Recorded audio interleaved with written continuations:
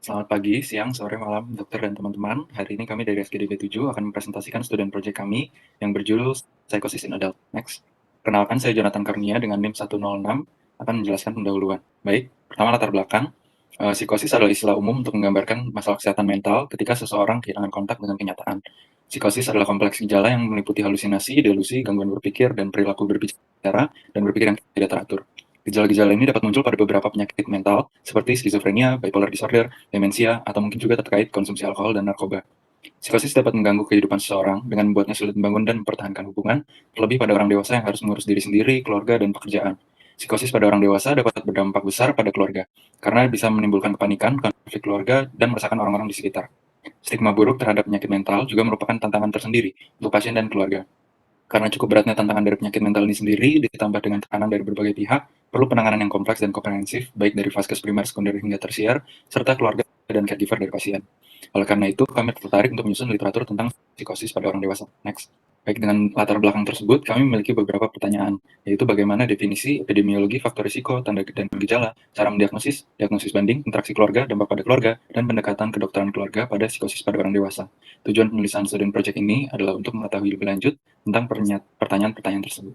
Next. Selanjutnya untuk definisinya, jadi istilah psikosis itu mengacu pada adanya delusi, halusinasi tanpa wawasan, atau keduanya. Tanda-tanda dan gejala ini adalah ciri-ciri psikosis yang terdefinisi dengan baik pada penyakit mental dan neurologis. Terus mereka itu terdeteksi melalui pemeriksaan klinis, informal, dan terorganisir dan dapat diobati. Saya William Jonas dengan Entire 096. Selanjutnya saya akan menjelaskan mengenai epidemiologi, di mana psikosis ini lebih banyak terjadi pada rentang usia muda sampai dengan pertengahan 20 tahun, di mana dari 100.000 orang yang berusia 15 sampai 29 tahun ditemukan 126 kasus psikosis, dan dari 100.000 orang yang berusia 30 sampai dengan 59 tahun ditemukan 107 kasus. Pada tinjauan grafik ditemukan bahwa 84% orang yang berusia 15 sampai 29 tahun diagnosis mengalami psikosis dan diperlukan untuk melakukan rawat inap, sedangkan 19 orang dari orang yang berusia 20 sampai 59 tahun yang didiagnosis psikosis masih dapat melakukan rawat jalan. Sehingga diperkirakan dalam 1 tahun itu terdapat 86 kasus per 100.000 kasus di antara mereka yang berusia 15 sampai 29 tahun dan 46 orang per 100.000 orang pada mereka yang berusia 30 sampai dengan 59 tahun. Next. Perkenalkan, nama saya Segina dengan tiga digit terakhir 007. Jadi faktor resiko pada orang dewasa dapat dipisahkan jadi beberapa bagian seperti keluarga, environmental, dan juga psikologis. Seperti yang ditunjukkan oleh banyak penelitian sebelumnya bahwa adanya hubungan genetik yang kuat dengan psikosis seperti beberapa SNP atau single nucleotide polymorphism, dan juga adanya beberapa variasi gen reseptor GABA, dan juga terjadinya copy number variation yang langka yang bisa menjadi peningkatan resiko psikosis dibandingkan kelompok kontrol. Lalu seperti yang dijelaskan sebelumnya bahwa psikosis itu merupakan salah satu penyakit multifaktorial kompleks yang kemungkinan besar pressure dari dua faktor risiko akan memiliki dampak yang lebih besar. Jadi ini menunjukkan bahwa genetik itu sufficient tapi tidak necessary untuk jadinya psikosis, dan sehingga penelitian lebih berlanjut kepada environmental risk factor yang akan ditampilkan selama periode dari konsepsi hingga timbulnya penyakit. Next, ini adalah beberapa faktor risiko environmental yang dibagi sesuai dengan usia kehidupan, mulai dari early life, yaitu obstetric complication, seasonal birth, malnutrition, maternal stress. Lalu dari childhood bisa jadi advanced child rearing atau child abuse, dan juga head injury. Dan yang terakhir yaitu ketika seseorang sudah later life, yaitu dengan terjadinya drug abuse, migration, urbanization, social adversity, dan juga life. Mungkin bisa lanjut ke pembahasan berikutnya. Baik, jadi ada beberapa faktor risiko yang dari environmental yang bisa berisiko terhadap psikosis. Yang pertama yaitu dimulai dari early life, seperti komplikasi strict dan juga seasonal birth. Lalu juga kalau dilihat dari childhood bisa dari upper set tearing, child abuse, dan juga head injury. Dan yang ketiga yaitu later life seperti drug abuse, migration, ethnicity, urbanization, social adversity, dan juga life. Ini bisa dilanjutkan ke slide berikutnya. Baik dok, perkenalkan saya Yunika dengan 3 digit NIM belakang 186. Jadi selanjutnya saya akan menjelaskan mengenai tanda dan gejala dari psikotik. Jadi tanda dan gejala dari psikotik ini dibagi menjadi 2. Yang pertama, tanda dan gejala yang muncul sebelum dari sebuah episode psikotik. Nah, tanda dan gejala ini bervariasi pada tiap pasiennya dan tidak selalu muncul pada tiap pasien. Yang pertama ada perubahan dari emosi dan motivasi, seperti ada iritabilitas, gangguan kecemasan, lalu ada perubahan nafsu makan, dan juga menurunnya motivasi dan juga energi. Selanjutnya ada changes in thinking and perception, jadi perubahan pada cara pikir dan juga persepsi dari pasien, seperti kesulitan dalam konsentrasi dan juga memberi perhatian, lalu memiliki ide-ide yang aneh, lalu ada perubahan sens terhadap diri sendiri dan juga orang lain, dan juga pengalaman persepsi yang tidak biasa. Lalu ada perubahan dalam perilaku pasien, seperti adanya penarikan diri atau isolasi dari lingkungan sosial, lalu menurunnya kapasitas untuk pasien bekerja dan juga gangguan tidur. Selanjutnya ada gejala-gejala dari sebuah episode psikotik itu sendiri. Jadi gejala-gejalanya yang berkaitan biasanya ada halusinasi yang pertama. Jadi halusinasi ini merupakan di mana pasien tuh memiliki persepsi sensoris, namun tanpa ada stimulus yang sebenarnya. Berbeda dengan ilusi, di mana mispersepsi terjadi dengan adanya stimulus. Dan selanjutnya ada delusi. Jadi delusi ini kondisi di mana pasien tuh berpegang teguh pada sebuah keyakinan yang salah, dan hal ini didasari dari sebuah konklusi yang salah, di mana pasien berpegang teguh pada hal tersebut meskipun ada bukti-bukti nyata yang menyatakan hal tersebut salah, atau bukti-bukti nyata yang berkontraindikasi terhadap hal tersebut. Lalu contoh dari delusi ini, yang pertama ada persecutory delusion. Jadi di mana pasien meyakini bahwa ada oknum-oknum yang mencoba membahayakan atau merugikan pasien. Lalu ada grandiose delusion, di mana pasien mempercayai bahwa dia memiliki kekuatan atau pengetahuan atau kemampuan atau otoritas tertentu yang membuat dia lebih dari orang lain. Lalu yang terakhir ada pikiran dan juga pikiran yang bingung dan juga terganggu. Jadi bisa mencakup ada cara berbicara yang cepat dan konstan dan terganggu, dan juga pemikiran yang mendadak hilang. Mungkin bisa dilanjutkan. Baik, selanjutnya adalah cara mendiagnosis dari psikosis pada orang dewasa. Secara umum, working diagnosisnya ditentukan secara klinis, seperti melalui story taking dan juga clinical physical examination. Di mana dari story taking, di mana pertama-tama harus membangun kepercayaan antara pasien dan dokter. Menggali keluhan saat ini menggunakan basic 477 dan juga mencari tahu riwayat pengobatan, lalu ada riwayat penyakit mental maupun bunuh diri pada pasien, dan juga penggunaan alkohol maupun penyalahgunaan obat-obatan tertentu. Di samping itu juga menggali apakah ada riwayat trauma, terutama pada head trauma, dan juga mencari tahu stressor yang bisa menimbulkan psikosis pada pasien ini. Kemudian dari physical examination sendiri, secara umum menilai vital sign dan juga pemeriksaan dari kepala dan juga sampai kaki atau head to toe examination.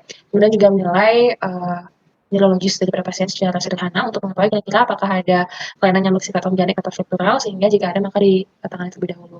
Selain itu juga ada mental state examination yang mengkombinasikan beberapa pemeriksaan seperti story taking, observasi, dan juga penilaian pada pasien seperti sikap general behavior-nya atau sikap umumnya, kemudian ada mood, affect, caranya berbicara, dan proses pikirnya. Lalu dari pemeriksaan laboratorium sendiri, di sini secara umum saja seperti urine toxicology, lalu ada complete blood count, lalu menilai urea dan juga elektrolit, liver function test, thyroid hormone, dan juga tes HIV, dan terakhir yakni adanya radiological examination khususnya untuk menilai brain imaging, di mana pemeriksaan ini pun dilakukan jika diperlukan saja. Mungkin bisa dilanjutkan. Selanjutnya itu perkenalkan saya Muhammad Aiman Beharu dengan 3 digit terakhir 252. Selanjutnya itu ada diagnosis banding buat psikosis. Jadi yang pertama itu ada diabetes mellitus tipe 1 atau 2. Itu karena persamaan di penglihatan yang kurang, kecapean, hyper ataupun hypoglycemia. Jadi pemeriksaan yang boleh dilakukan itu termasuk complete metabolic profile test, urinalysis, ataupun HbA1c test.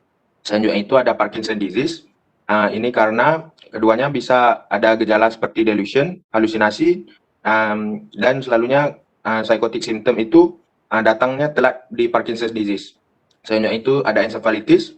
Itu karena gejala-gejala seperti demam, pusing, menurun atau rendahnya kadar sodium di tubuh. Itu tes yang boleh dilakukan itu adalah antibody testing, electrolyte level, lumbar puncture, dan MRI. Selanjutnya itu ada bipolar 1 disorder. Itu karena gejala-gejala yang sama seperti yang tadi. Tes yang boleh dilakukan itu ataupun pemeriksaan yang boleh dilakukan itu seperti mental status examination ataupun mood disorder questionnaire. Selanjutnya itu ada depresi, itu ada gejala yang sama namanya anhedonia, yaitu gejala yang susah tidur atau perubahan dalam pola tidur dan pola makan. Dan juga ada perasaan depresi, perasaan putus asa, dan rasa ingin bunuh diri. Tes yang boleh dilakukan itu sama seperti tadi bipolar 1 disorder, yaitu mental status examination, ataupun boleh dilakukan patient health questionnaire. Yang terakhir itu ada skizofrenia. Ini karena pasien di kedua-dua penyakit ini boleh merasakan gangguan auditori ataupun halusinasi penglihatan, paranoid, dan perubahan mood. Tes yang boleh dilakukan itu mental status examination. Baik, perkenalkan saya Debbie dengan 3 digit NIM terakhir 176. Saya akan melanjutkan presentasi dengan family interaction. Nah, interaksi antara orang dewasa dengan psikosis dan keluarganya seringkali mengalami hambatan. Padahal mereka sangat membutuhkan dukungan keluarga dalam mengurangi kekambuhan gejala psikosis, kebutuhan rawat inap, dan juga membantu mereka dalam meningkatkan partisipasi pada pengobatan. Nah, orang dewasa dengan gejala psikosis yang lebih berat akan mengalami lebih banyak kesulitan dalam berkomunikasi dengan keluarga mereka, dan hal ini menyebabkan timbulnya interaksi interpersonal yang negatif serta adanya beban emosional pada keluarga yang akhirnya malah meningkatkan kekambuhan gejala psikosis pada pasien. Nah, upaya peningkatan interaksi antara pasien psikosis dengan keluarganya sebagai caregiver ini dapat dilakukan dalam terapi intervensi keluarga, di mana terapi ini bertujuan agar keluarganya memiliki pemahaman yang lebih baik terkait psikosis dan mampu menciptakan lingkungan yang lebih suportif bagi orang dewasa dengan psikosis. Metode terapinya meliputi beberapa tahap, yaitu psikoedukasi, pemecahan masalah, pemrosesan emosi, dan juga manajemen stres. Nah, banyak studi telah menemukan bahwa terapi intervensi keluarga ini berdampak baik bagi kedua belah pihak, baik pasien maupun keluarganya. Bagi keluarga, terapi ini menunjukkan perbaikan emosi dan juga peningkatan kesejahteraan keluarga sebagai caregiver. Kemudian pada pasien psikotik, terapi ini juga berdampak baik di mana pasien bisa menunjukkan komunikasi dan manajemen amarah, iritabilitas, dan kritik yang lebih baik, kemudian bicaranya juga lebih konstruktif, dan juga pasien dapat menunjukkan active listening. Nah, perbaikan-perbaikan tersebut kemudian akan diikuti dengan penurunan kekambuhan gejala psikosis, sehingga kebutuhan untuk rehospitalisasinya juga berkurang. Bisa dilanjutkan? Perkenalkan, saya Ferdinand Wong dengan 3 digit NIM terakhir 146. Pada kali ini saya akan menjelaskan untuk bagian subbab disease impact to the family. Jadi psikosis ini memiliki beberapa efek kepada keluarga. Yang pertama yaitu keluarga akan mengalami stage of grieving. Yang seperti kita kenal, seperti biasa, stage of grieving ini dibagi 5 stage. Yang pertama adalah denial, anger, bargaining, depression, and yang terakhir adalah acceptance. Lalu keluarga juga banyak mengalami confusion dan hopeless. Lalu juga mengalami anger, dan jika si pasien psikosis ini mengalami serangan bisa menyebabkan konflik pada keluarga karena kepanikan yang berlebihan. Lalu juga merasa bersalah seperti pada tingkat stage of grieving-nya. Lalu yang terakhir yaitu bisa mengalami stres dan mengalami malu terhadap lingkungan sosialnya. Sekian, terima kasih. Baik, perkenalkan, nama saya Erik Menandi dengan 3 digit NIM terakhir 166. Jadi saya akan membahas tentang family medicine talk. Jadi ada 3 nilai utama menurut dokter keluarga, yaitu 1, pelayanan kesehatan yang berpusat pada pasien, yaitu hubungan antara dokter pasien. Kedua, pendekatan holistik, model biopsikososial, menekankan pencegahan, kemampuan menangani gejala awal yang tidak jelas, menangani pasien dari seluruh kelompok usia. Dokter keluarga adalah spesialis in breadth, not spesialis in depth. Dan dokter keluarga bersedia menangani pasien di mana saja. Next. Jadi family medicine approach ini terbagi jadi 4, ada comprehensive approach, collaborative approach, continuing care approach, sama prevention. Next. Jadi comprehensive approach yaitu pendekatan komprehensif oleh kedokteran keluarga yang merupakan layanan kesehatan mental untuk pencegah perilaku psikosis. Di antara pasien dapat difasilitasi dengan menggambarkan jumlah obat resep yang aman yang tersedia untuk pasien rawat jalan, audit rutin terhadap perlengkapan di unit rawat inap, meningkatkan pengenalan risiko oleh anggota keluarga secara rutin, memantau tingkat risiko psikosis, mengembangkan kartu krisis, dan program pelatihan keterampilan yang menargetkan toleransi, kesulitan, efektivitas interpersonal, dan pemecahan masalah. Next. Kemudian collaborative approach yaitu sebuah model perawatan di mana layanan kesehatan fisik dan mental terintegrasi. Ini adalah pendekatan multiprofesional untuk perawatan pasien dengan rencana manajemen terstruktur, tindak lanjut pasien terjadwal, dan komunikasi antar profesional yang ditingkatkan. Dengan tujuan sedini mungkin bernegosiasi dengan pengguna layanan dan wali tentang bagaimana informasi tentang pengguna layanan akan dibagikan. Tawarkan kepada pengasuh penilaian disediakan oleh layanan kesehatan mental tentang kebutuhan mereka sendiri dan diskusikan dengan pandangan mereka. Kemudian menawarkan program pendidikan dan dukungan yang fokus pada karir. Next. Perkenalkan, nama saya Fisra Karuna Wijaya dengan NIM 56. Penanganan pasien psikosis merupakan usaha kolaboratif antara pelayanan primer, sekunder, dan tersier. Dilihat dari perjalanan penyakitnya, pasien dengan psikosis memerlukan pelayanan yang berkelanjutan, terutama ketika pasien ditransfer ke institusi pelayanan lainnya, sehingga diperlukan komunikasi yang baik antara dokter umum dengan klinisi yang lain. Diawali dari pelayanan primer di mana dokter umum mendeteksi tanda dan gejala psikosis, lalu pasien dirujuk ke psikiater untuk dilakukan pemeriksaan lebih lanjut dan dilakukan intervensi berupa cognitive behavioral therapy. Ketika kondisi pasien sudah membaik, psikiater dapat merujuk kembali ke dokter umum untuk follow up pasien. Dokter umum juga bisa memberikan konseling, mendukung pasien untuk taat minum obat, mengamati efek samping pengobatan. Selain itu, caregiver dan keluarga juga bisa dilibatkan. Menurut Level and Clark, terdapat 5 tingkat pencegahan. Next. Di tingkat pencegahan primer, edukasi kesehatan bisa berupa memperingati Mental Health Awareness Month untuk meningkatkan kesadaran masyarakat akan kesehatan mental. Bisa juga mengidentifikasi riwayat keluarga yang menderita psikosis atau skizofrenia. Selain itu, bisa melakukan advokasi kepada pemegang kebijakan agar BPJS mengcover pelayanan kesehatan mental. Di tingkat pencegahan sekunder, yang pertama adalah screening yang dilakukan di pelayanan primer untuk mendeteksi pasien yang dicurigai mengalami psikosis. Lalu untuk menemukan kasus bisa mengacu pada kriteria DSM-5.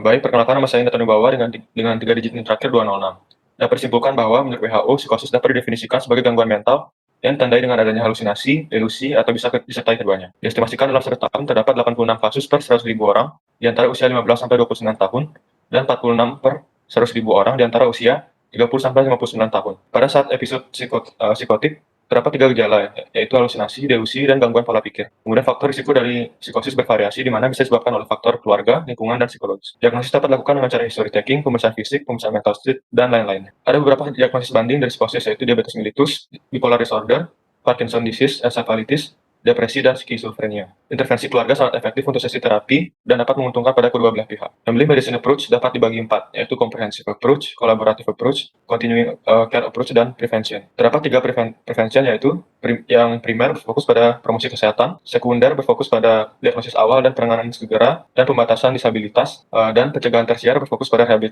rehabilitasi. Sekian presentasi dari FKDB 7, terima kasih.